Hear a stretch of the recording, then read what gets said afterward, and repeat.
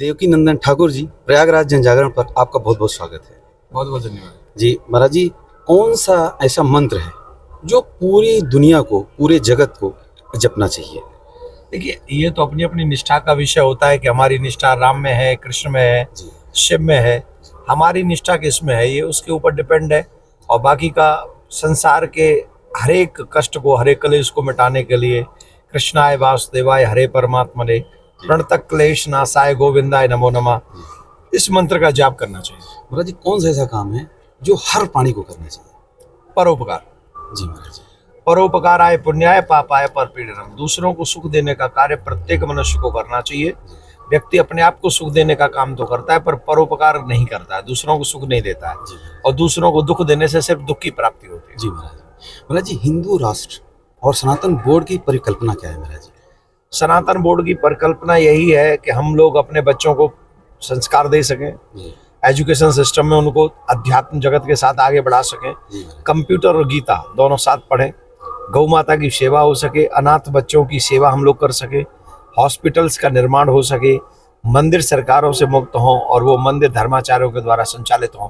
यही सनातन बोर्ड की अहम भूमिका और परिकल्पना है। महाराज जी, जब भी हम सनातन बोर्ड की मांग करते हैं तो देश का मुसलमान ये सोचता है कि हमें देश से निकाल दिया जाएगा, हमारा पूरा जो अधिकार है वो छीन लिया जाएगा। ऐसा कुछ नहीं, यहाँ से कोई किसी को निकालने की बात हो ही नहीं रही। जी लेकिन जो जबरदस्ती दूसरों की जगह को छीन रहे हैं, जी उसे तो बचाने का काम करना पड़ेगा। जी। और महाराज जी, वसुधैव कुटुंबकम की जो परिकल्पना है महाराज जी, वो क्या है महाराज जी? वसुधैव कुटुंब का मतलब है पूरा सनातन हमारा है, जो धर्म को माने वो हमारा। अब दुर्योधन और पांडव दोनों साथ में थे, लेकिन वो भी कुटुंब ही था, जी वसुदेव कुटुंब ही था। पर दुर्योधन का वध क्यों करवाया ठाकुर जी ने? क्योंकि वो अधर्म के रास्ते पे था। पांडवों के साथ क्यों खड़े रहे? क्योंकि वो धर्म के पथ पे थे।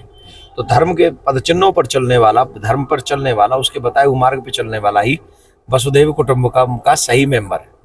महाराज जी, देश और विदेश के करोड़ों युवा और नर नारी हमने लोगों को रोते हुए देखा है आपके लिए, तो उनके लिए ये आपका जो मैसेज है पहुंच रहा है लोगों तक, लेकिन सब जब गांव गांव तक पहुंचेगा, लोगों तक पहुंचेगा, ये कैसे पहुंचेगा महाराज जी?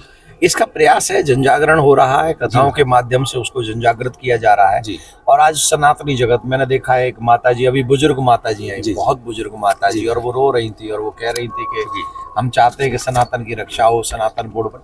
तो ये जन जन तक पहुंच गया, ये मैसेज जब तक पहुंचा है जी। और अभी और पहुंचाएंगे, और हमको लगता है सनातनी जगत इस बात को समझ रहा है। महाराज जी, जब पूरा देश गणतंत्र दिवस मना रहा था 26 जनवरी को, मैं एक फौजी होने के नाते मैं देखा कि कई लोग जो है वंदे मातरम और जनगण मन गाने से मना कर रहे हैं।